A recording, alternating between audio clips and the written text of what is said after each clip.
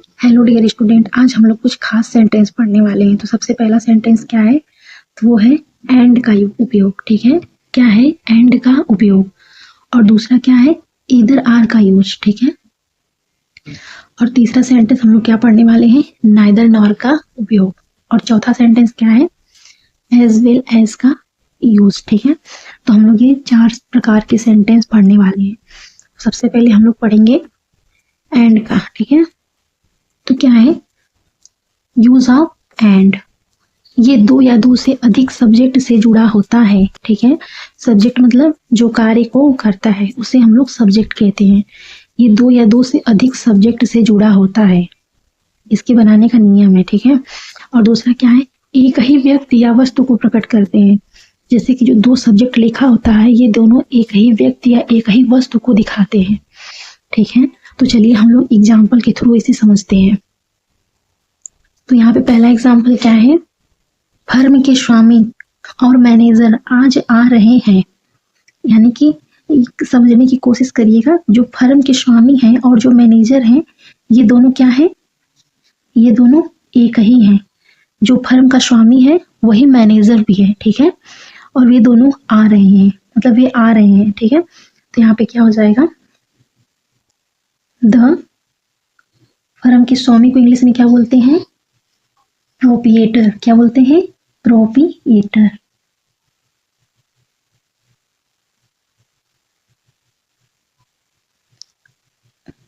And manager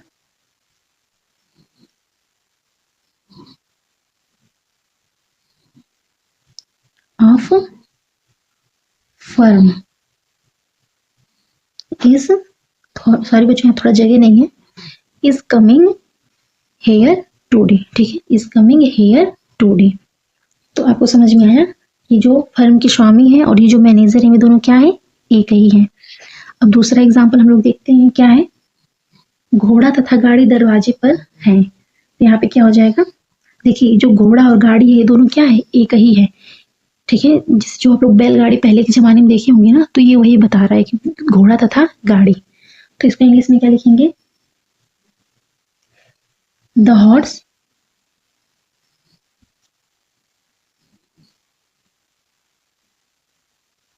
and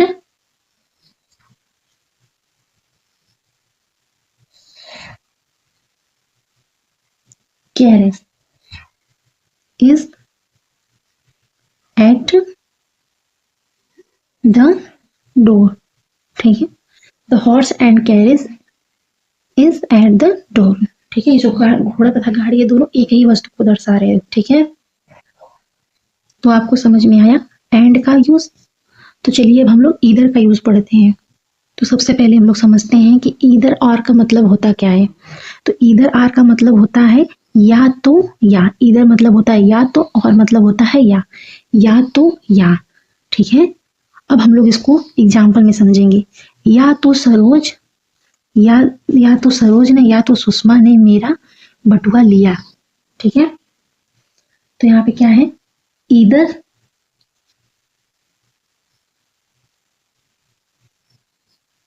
Saroj, either Saroj और सुषमा, या either Saroj और सुषमा हैज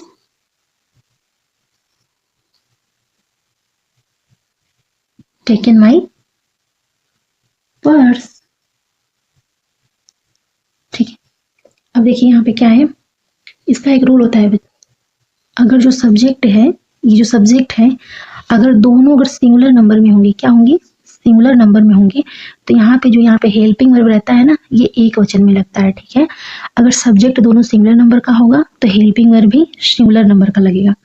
लेकिन अगर जो दोनों सब्जेक्ट है, अगर ये एक सिंगुलर नंबर और एक प्लूरल नंबर का रहेगा, तो जो जो वर्ब दिया रहेगा ना, क्रिया जो दिया रहेगा या जो ऑब्जेक्ट दिया रहेगा, उसके बगल में जो रहेगा ना सब्जेक्ट, उसी के अकॉर्डिंग लगाएंगे। तो चलिए हम लोग एग्जाम्पल के तरह देखते हैं। तो यहाँ पे क्या है? या तो राज, या तो राज, या उसकी बहनों ने। अब देखिए यहाँ पे क्या है, राज क्या है, एक सिंगुलर नाउन है, ठीक है। और यहाँ पे जो उसकी बहनों है, यानी एक बहन नहीं, यहाँ पे बहुत सारी बहन की बात हो रही है ना। तो ये जो बहनों है ये क्या है, एक प्लूरल नंबर है, एक सिंगुलर है और एक प्लूरल है। लेकिन ये जो प्लूरल नंबर है यह दर पर तोड़ना, ठीक है, ये जो क्रिया है ये जस्ट इसके बगल में आ रहा है, ठीक है। जो क्रिया है जस्ट उसके बगल में क्या आ रहा है, बहनों, है ना, सिस्टर्स। तो हम जो यहाँ पे हेल्पिंग वर्ब लगाएंगे वह किसके अकॉर्डिंग लगाएंगे, सिस्टर्स के अकॉर्डिंग लगाएंगे, ठीक है। तो चलिए हम लोग लगाते हैं। तो क्या हो जाएगा यहाँ पे, ईदर राज और हिज सिस्टर्स। सिस्टर्स क्या है, बहुवचन है। तो यहाँ पे क्या हो जाएगा, हैव ब्रोकन दिस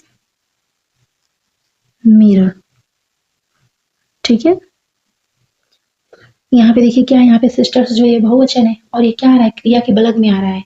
जो क्रिया के बलग में आएगा, अगर जब सब्जेक्ट अलग अलग रहेगा, एक सिंगुलर और एक प्लूरल, तो जो सब्जेक्ट वर्ब के बगल में रहेगा उसी के अकॉर्डिंग हम हेल्पिंग वर्ब लगाएंगे। ओके, तो उम्मीद करते हैं आप लोग को समझ में आया होगा। अब इसी प्रकार से बच्चों ये जो नाइदर नॉर है ना, ये इसी प्रकार से इसको भी लगाते हैं, ठीक है। तो चलिए एक उदाहरण इसका भी देख लेते हैं हम लोग, लेकिन यही रूल नाइदर नॉर में भी यूज होगा, ठीक है।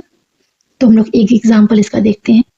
तो क्या है, ना तो वह और ना उसका मित्र उपस्थित था, ना तो वह ना तो उसका मित्र उपस्थित था। तो यहाँ पे क्या हो जाएगा, ये दोनों के दोनों सिंगुलर नंबर है, ना तो वह ना तो उसका मित्र। तो यहाँ पे क्या हो जाएगा, हेल्पिंग वर्ब सिंगुलर फॉर्म में लगेगा, ठीक है। तो यहाँ पे क्या हो जाएगा, नाइदर ही, सॉरी यहाँ पे स्मॉल रहेगा, नॉर हिज फ्रेंड, ठीक है। नाइदर ही नॉर हिज फ्रेंड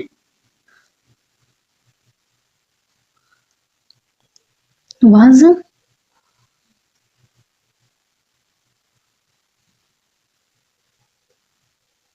प्रेजेंट, ठीक है। अब हम लोग दूसरा देखते हैं, क्या है बच्चों, एज वेल एज। तो यहाँ पे क्या है, मैं तथा माँ, मेरी माँ तुम्हारे जन्मदिन पर आए, मैं तथा मेरी माँ तुम्हारे जन्मदिन पर आए।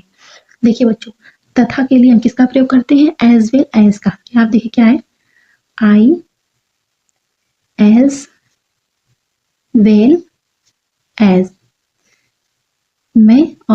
मैं तथा माई मदर। कैम, ये देखिए पास्ट इंडिफिनिट है, तो कम का सेकंड फॉर्म क्या हो जाता है, केम होता है, ठीक है। केम ऑन योर बर्थडे, ठीक है। I as well as my mother came on your birthday. इसी तरह ये भी रहेगा बच्चों, ठीक है।